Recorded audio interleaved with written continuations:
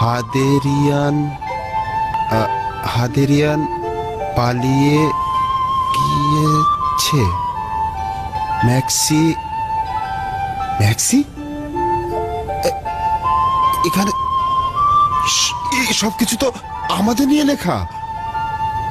প্রথমে ম্যাক্সিমেলিয়ানুসের নাম, তারপর তেলমিখা। এই দুটো নাম শুধুই লেখার মধ্যে পরিষ্কার বোঝা যাচ্ছে।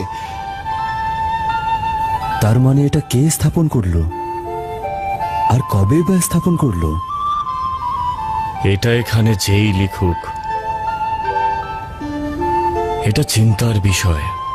আশা করছি জনাব ম্যাক্সিমেলিয়ানুসের কিছু হয়নি।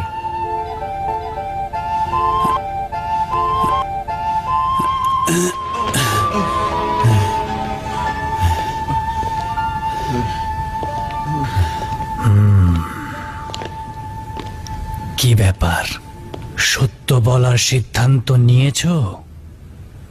কিছু মনে পড়লো?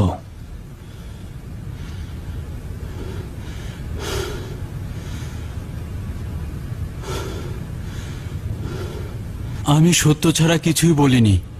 আবারও বলছি, আমিও আমার বন্ধুরা এই তো গতকাল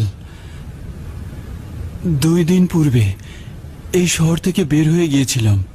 এই তো গত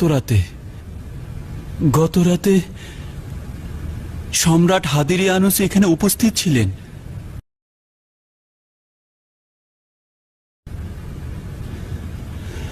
হে খোদা, এ কোন পরীক্ষা নিচ্ছ? তোমার বন্ধুদের সঙ্গে করে কেন বাইরে গিয়েছিলে? কারণ সম্রাট আমাদের হত্যা করতে চেয়েছিল। আমরা এক ও অদ্বিতীয় খোদার ইবাদত করি বলে সম্রাট আমাদের বন্দী করেছিল। আমরা সম্রাটের কাছে নতি স্বীকার করতে চাইনি। গত রাত পর্যন্ত আমাদেরকে তওবা করার সুযোগ দিয়েছিল, কিন্তু আমরা পালিয়ে রাগিম গ্রামের এক পাহাড়ের গুহায় আশ্রয় নেই। আর আজকে আমি একটা মুদ্রা নিয়ে রুটি কিনতে আসি। আমার নাম ম্যাক্সিমেলিয়ানুস। আমি ডিওক্লেটিয়ানুসের উপদেষ্টা। আপনারা কারা? এটা কোন জায়গা?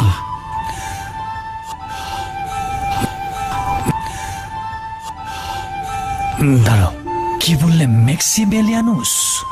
জনাব শুনুন, জনাব কাজী, সম্ভবত এই ব্যক্তি সঠিক বলছে। অঞ্জুলেস গোয়ার সেই শহীদগণ যাদের কাছাকাছি যাওয়ার সাহস ছিল না কারো।